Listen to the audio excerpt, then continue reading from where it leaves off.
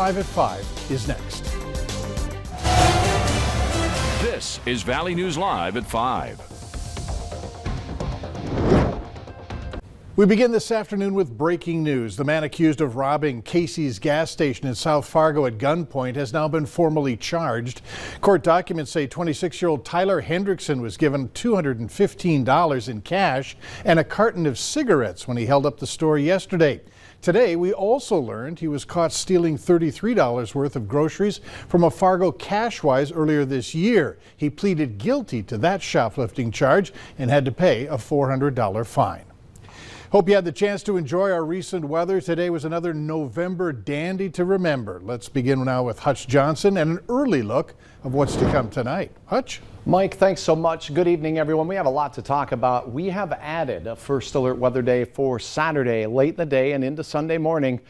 So now we have 3 first alert weather days. Round 1, a storm system impacting the area with snow mainly on Thursday afternoon and into Friday morning. Then that round 2 system. Let's get right to it. We're not going to make you wait. First and foremost, on Thursday, we're going to have a combination of wind and areas of moderate snow that will last long enough from Thursday afternoon into Friday morning to bring some significant accumulations and travel impacts. Now, Friday, the system begins exiting in the early afternoon hours to the east, leaving us with quieter weather, but still some travel trickery in spots. Then if you missed out on round 1, well, round 2 comes at us. It's an Alberta Clipper. Let's get right to the maps and show you what the details are on this system first and foremost as we go through with snowfall potential. Round 1 circled in white over here will mainly impact northeast North Dakota and northern Minnesota. We could see very light snow amounts in eastern North Dakota from that system. And then round 2 looks presently like it's going to track from the oil patch into southeast North Dakota. The track on that system could yet change, but we will keep you posted. So wintry weather right through the weekend. For tonight, it's quiet. Hopefully you can continue to make those last preparations before the systems make their way in. This evening, 40s.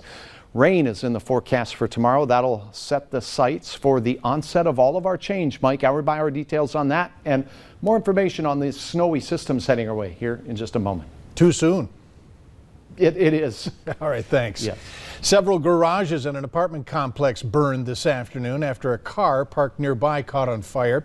It happened at the Villa Apartments in the 200 block of 5th Street in Dilworth. The vehicle was outside the garage, but flames were able to spread to the garages. A witness says he heard the sound of an explosion, and when he walked to his window, he could see flames. Fire Chief Mark Empting says it's unclear on the cause of this fire. It's too early to say if there's any suspicious activity at this particular point, but we will be looking into that. We have been called here in the past for illegal activity, yes, and we have been dealing with that as well. Authorities do say 2 vehicles and at least 3 garages suffered heavy fire damage. No injuries were reported. Federal drug charges have been filed against 5 people in what authorities say was a drug trafficking conspiracy directed at the Spirit Lake and Turtle Mountain reservations. These 5 are accused of conspiracy to possess with intent to distribute meth. 4 of them are from North Dakota, while the 5th is from Arizona. Acting United States Attorney Nicholas Chase says this indictment paints a tragic picture of a coordinated distribution effort to push this poison across tribal lands. Investigators in Houston are still trying to figure out how a Travis Scott concert turned into a deadly stampede. A 56-page event operations plan for the Astro World Music Festival included protocols for things like an active shooter or severe weather, but made no mention of what to do in the event of a crowd surge. 8 people were killed and many were wounded when the chaos erupted, including a 9-year-old boy who's described as having life-threatening injuries. His family filed a lawsuit, one of many alleging ground staff did not do enough to prevent or stop the mayhem.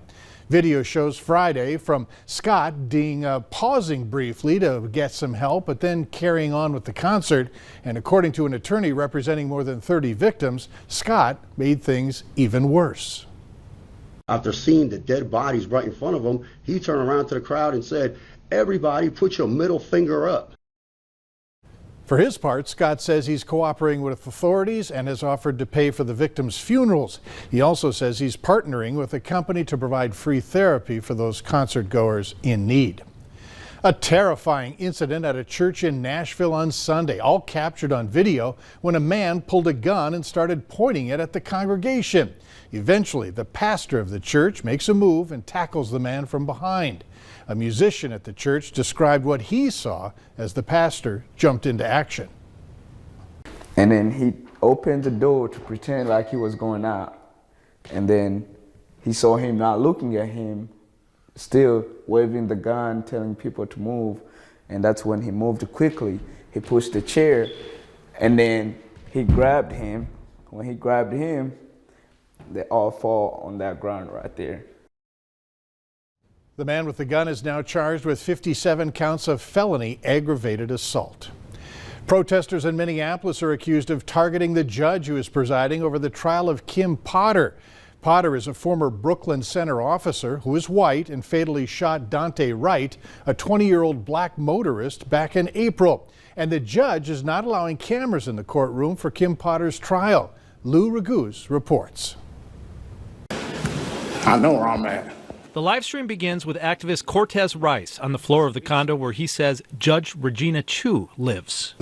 We got confirmation that this is her house right here. Judge Chu is presiding over the trial of Kim Potter, the former Brooklyn Center officer charged with manslaughter for shooting Dante Wright. The judge stay in this nice, predominantly white neighborhood, this nice little white building. Rice lingers by the door, then yells out the window at other protesters. Hey, yo! And walks outside after a resident on the floor questions him. Is there a reason why you're yelling out the window? Yeah, to let the gang know we up in this bitch.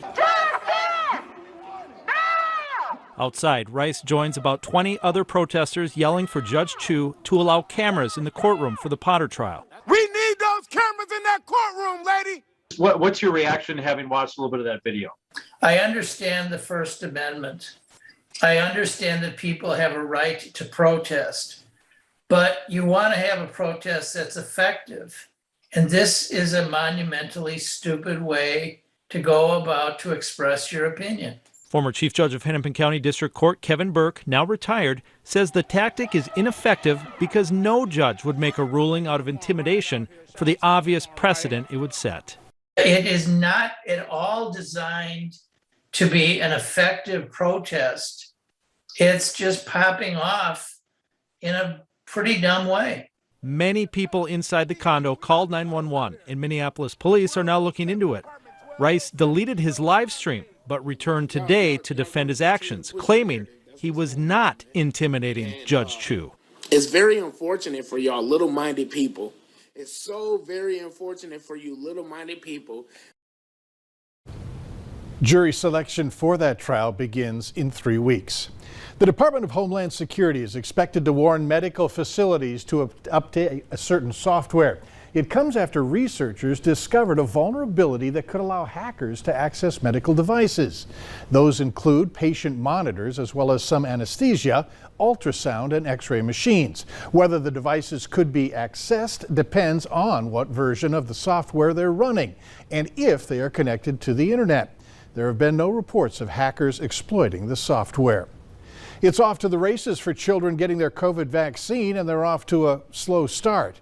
North Dakota's health department says just 1.3% of children ages 5 to 11 have received their first dose. That's just over 1,000 kids out of an eligible 82,000 in the state. The department says that they've received 18,000 doses so far. In Minnesota, nearly 9,500 kids ages 5 to 11 have gotten their first shot. That's just under 2% of the 500,000 eligible children in Minnesota. Meanwhile, Pfizer and BioNTech have officially petitioned the FDA to allow the booster shots of COVID-19 vaccine to anyone over the age of 18. They're seeking an amendment to the emergency use authorization already granted by the FDA for patients 65 and older, and for those at high risk, to include all patients over the age of 18. Now, if approved by the FDA, the CDC would again have to give its seal of approval. The Biden administration announced today new actions to alleviate supply chain issues at U.S. ports, waterways, and freight networks. It's the administration's approach to implementing the newly passed but not yet signed bipartisan infrastructure bill. The plan includes, among other things, new construction projects for coastal navigation, inland waterways, and land ports of entry. It will also include flexibility for port grants through the Department of Transportation to solve supply chain disruptions. The tomb of the unknown soldier at Arlington National Cemetery is commemorating its 100th anniversary this week. And to honor the occasion, members of the public are being allowed on the plaza today and tomorrow for the first time in 78 years to lay flowers at the sacred memorial. Members of the Old Guard, Sentinels in the 3rd U.S. Infantry Regiment, and dignitaries are usually the only ones given access to that area. The first American unknown soldier was laid to rest in the tomb of the unknown soldier, was interred in November 11th of 1921. Later on Valley News Live at 5, who's getting raises at one department store, how much, and when? And for some of us, second straight day of 50s as we begin our work week in style. A little cooler up to the north. Changes arrive tomorrow in the form of rain for most of us. Beautiful setting sun as well, captured right here. I'll have hour-by-hour details on a much more wintry pattern all the way through your weekend. Coming up next. The Valley Today. New this morning. Breaking overnight. Your morning headline. Breaking news overnight. The Valley.